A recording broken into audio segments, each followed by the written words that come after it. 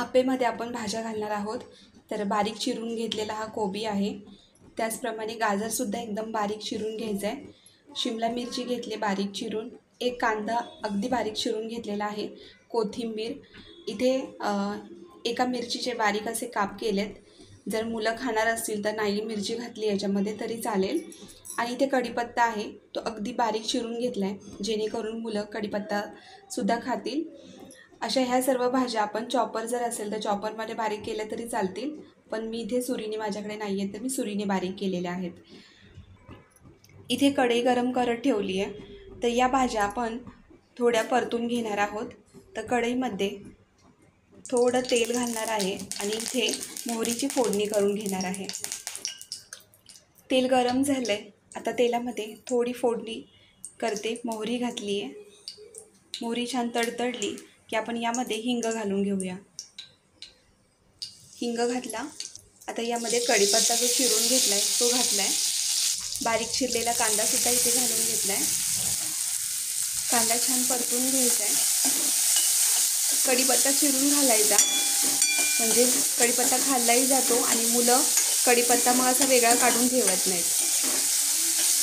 इथे आपण आपल्या आवडीच्या भाज्या पण बारीक चिरून घालू शकतो, मुलांच्या आवडीच्या, किंवा आपल्याला ज्या भाज्या मुलं खात नाहीत त्यासुद्धा आपण इथे घालू शकतो. छान असं हे परतून घेतलं.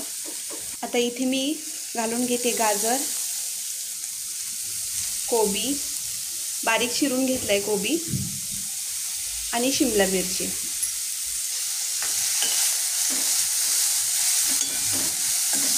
भाज्या छान अशा परतल्या ना की आपे छान लागतात, म्हणून ह्या भाज्या सुरुवातीला परतून घ्यायच्या. आता इथे जरासुद्धा आपण मीठ वापरलेलं नाही आहे, कारण की मीठ घातलं की भाज्यांना पाणी सुटतं, म्हणून मीठ नाही घालायचं. त्या अशा छान अशा परतून घ्यायच्या भाज्या. 1-2 मिनटासाठी परतायच्या आणि थंड झाल्या की मग आपण जे बॅटर रवा आणि दही भिजत घातलं आहे त्यामध्ये घालून घेऊ. हे पहा, छान असा परतला गेला आहे कांदा, सर्व भाज्या. मिश्रण अगदी कोरडं झालं आहे. आता मी गॅस बंद करते आणि ह्याला थंड करून घेते. पेजसोबत खायला अशी ओल्या नारळाची चटणी करून घ्यायची. तर इथे मी अर्धा नारळ जो होता तो असा बारीक चिरून घेतलेला आहे. 2 मिरच्या मी इथे घालते आहे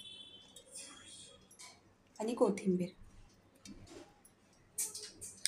आता यामध्ये चवीपुरतं मीठ घालून हिला बारीक करून घेते.